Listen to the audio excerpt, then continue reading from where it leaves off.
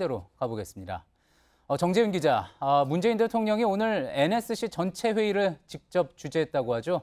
구체적으로 어떤 언급이 있었습니까? 네, 그렇습니다. 이 문재인 대통령은 오늘 6차 핵실험이 감지된 지 약 1시간 만인 오후 1시 30분쯤 청와대에서 NSC 전체 회의를 직접 주재했습니다. 문 대통령은 이 자리에서 북한 도발에 대한 강력한 응징 방안을 주문했는데요. 문 대통령의 발언 직접 들어보시겠습니다. 참으로 실망스럽고 분노하지 않을 수 없습니다. 정부는 이번 북한의 도발에 대해 국제사회와 힘을 모아 강력한 응징 방안을 강구할 것이며 북한으로 하여금 핵과 미사일을 포기하지 않을 수 없도록 해나갈 것입니다. 예, 눈에 띄는 게 강력한 응징 방안을 강구한다는 건데 강한 응징, 구체적으로 어떤 응징입니까? 네, 일단 유엔 안보리 제재 추진 등 모든 외교적 방안을 강구하기로 했습니다.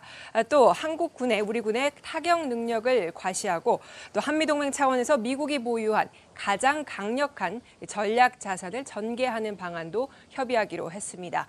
다만 청와대는 이번에도 전술핵 재배치에 대해서는 검토한 바 없다는 입장을 분명히 했습니다. 예, 그렇군요. 그리고 또 이제 관심을 끄는 게 문 대통령이 지난 취임 100일 기자회견 때였죠. 북한 도발에 대해서 이제 더 이상 참을 수 없는 임계치, 이 레드라인에 대해서 이야기를 한 바 있지 않습니까?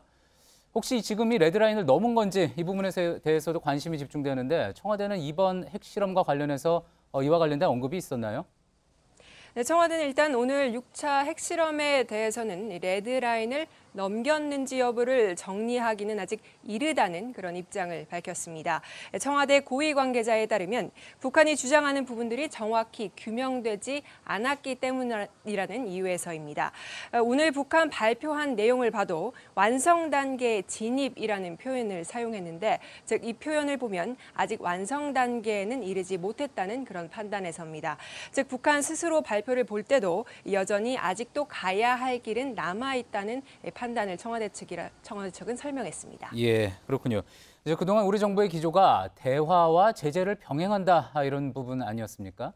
앞으로 이런 대북 정책 기조에 변화가 생길 수 있을까요? 네, 청와대는 일단 대북 정책에 대해서는 긴 호흡으로 봐야 한다는 점을 강조했습니다. 따라서 북한이 계속 도발을 하게 되면 북한 도발 강도에 따라서 압박과 제재 수위는 높일 수밖에 없겠지만 큰 틀에서 기존의 제재 및 압박과 이 대화를 병행하는 기조는 당분간 유지될 것으로 보입니다. 예, 잘 들었습니다. 청와대에 나가 있는 정재윤 기자와 또 국방부 박현주 기자 차례로 연결해서 우리 정부의 대응 들어봤습니다.